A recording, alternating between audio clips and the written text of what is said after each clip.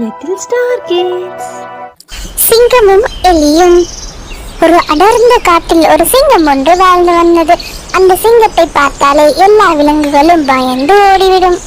ஒரு நாள் அந்த கம்பீரமான சிங்கம் காட்டுக்குள் மிகுந்த கோபத்துடன் நடந்து கொண்டு வந்தது. இந்த மத்தியான வேளையில் கடும் வெயிலில் மரங்களுக்கு இடையில் சற்று நேரம் ஓய்வெடுத்து போகலாம் என அந்த சிங்கம் முடிவெடுத்தது. சற்று நேரத்திலேயே அந்த சிங்கம் ஆழ்ந்த உறக்கத்தில் சென்று விட்டது. அப்போது இன்னைக்கு நான் ரொம்ப ஜாலியா இருக்கேன். யாராவது நடு ரோட்ல படுத்து கிடக்கிறது ஒரு ஓரமாவை படுதம்பி.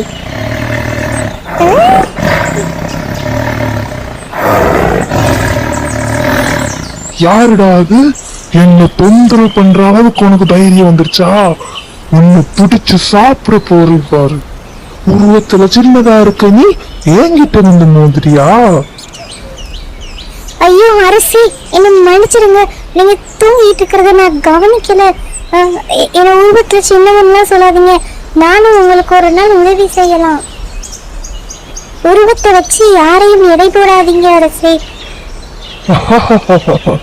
நீ எனக்கு உதவி செய்ய போறியா? எலியின் பேச்சை கேட்டு சிங்கம் சிரித்தது. ஆனால் அந்த எலியை சிங்கம் விட்டுவிட்டது. என் கண் முன்னே நிற்காமல் எங்கேயாவது ஓடிவிடு, இல்லை எனக்கு உணவாகி விடுவாய். சில நாட்கள் கழித்து ஒரு வேட்டைக்காரன் காட்டுக்குள் வந்தான். விலங்குகள் இங்குதான் தண்ணி குடிக்க வரும் என்பதை அறிந்த அந்த வேட்டைக்காரன் அங்கு ஒரு வலையை விரித்தான். எதிர்பாராத விதமாக அந்த சிங்கம் தாகத்தை தணிப்பதற்காக தண்ணீர் குடிக்க அங்கு வந்தது. அப்போ அந்த வேடன் விரிச்சு வச்சிருந்த வலையும் சிங்கத்துக்கு மேல விழுந்துச்சு.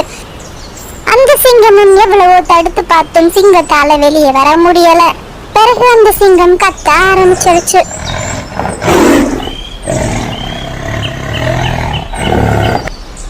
சிங்கத்தோட கத்துற சவுண்ட கேட்ட அந்த எலி அங்க வந்தது. அரசி, கவலைப்படாதீங்க, நான் இருக்கேன். எலி தனது கூர்மையான பற்களால் அந்த வலையை கடிக்க ஆரம்பித்தது. கொஞ்சம் கொஞ்சமாக அந்த வலையை கடித்து கிழித்து சிங்கத்தை காப்பாற்றியது. வாவ், நீ என்னை காப்பாத்திட்ட.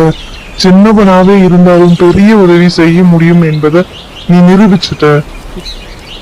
இனி நம்ம 2 பேரும் நல்ல நண்பர்களாவே இருக்கலாம். நன்றி அரசே. அந்த நாளில் இருந்து சிங்கமும் எலியும் நல்ல நண்பர்களாக வாழ்ந்தனர்.